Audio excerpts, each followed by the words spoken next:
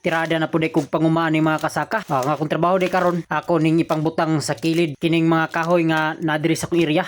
Mo din akong gipanghagbas tuni aging semana wala pa kayo nalata ang mga dahon. Mas nindot mo unta tong gikan sa paghagbas nimo ma-stack siya sa area na tulo ka bulan kay para kanang mga kahoy laya na then kanayang mga dahon sa kahoy so mga lata na tun lang kahoy mo imong hipuson imong pang hakuton dito ibutang sa kilid. Mas okay ko tong inato kay dali ra kayong proseso sa pagkuan sa pagpunpon atong kahoy. So paghuman din ako diag pamunpon sa kahoy mga kasaka mo na po din niya kong paniradaron kaning pagkaskas o karas mao mo gay tawag sa amo diri mga kasaka kaning inani nga trabaho. Ang gigamit pala nako sa pagkaskas mga kasaka ay kaning lagaraw og kawit. Ako adyon ning limpyuhan niya kung area mga kasaka kay naadyo ko itanom diri sa gabal manggod sa pagtrabaho kung daghan pag mga gagmay nga mga sanga na bilin sa kahoy og naapay mga dahon. So limpyuhan yun ako maayo kasaka. Kini day na area mga kasaka 20 na din ni katuig na wala na tamni og gulay. Mao na nga gitawag sa mua ni og breaking na area. Kana ganing area nga dugay na kayo wala na tamnan, wala na trabaho. Mao na nga daghan na kay kahoy, dako jud kay proseso nga buhaton usa na malimpyo. Pag human ako kuha sa mga kahoy diha nga gagmay nga nabilin og mga dahon mga kasaka, so mo na pod ni ako ang gitrabaho. Nagbungkal na po ko sa yuta. Ang gigamit din ako sa pagbungkal kanang gitawag sa mua og bara. Kini nga trabaho mga kasaka kining pagbungkal og yuta perte jud ning kapuya. Dali ra po kay kagutomon ani. Kinahanglan jud ani mga kasaka kung magbungkal ka og yuta naa jud kay matimo-timo bisag mga duma lang saging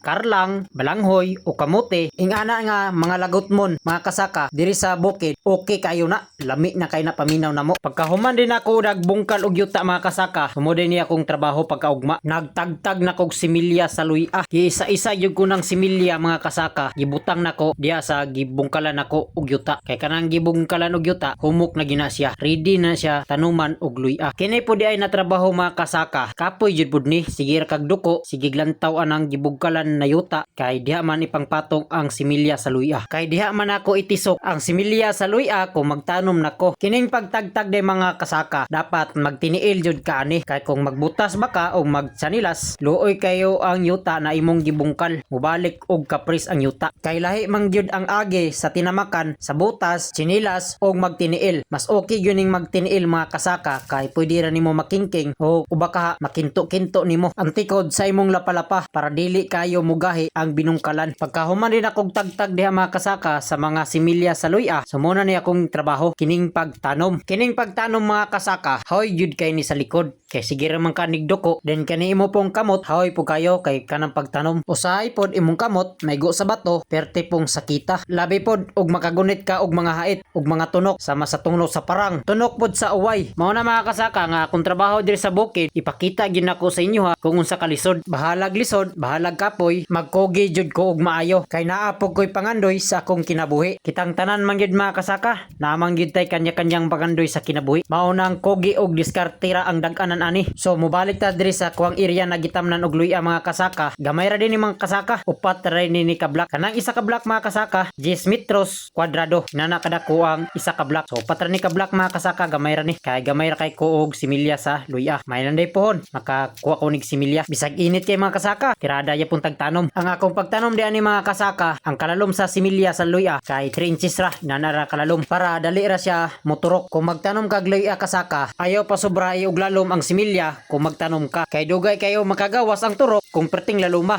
Kung sige og ulan mga kasaka magahian sa yuta dili na gid siya makagawas. So maura akong maibahagi sa inyo mga kasaka update lang tamo sunod mga kasaka kung unsa na pod akong sunod buhaton diri sa kong area nga natanuman og luya. Dagang salamat sa paglantaw mga kasaka.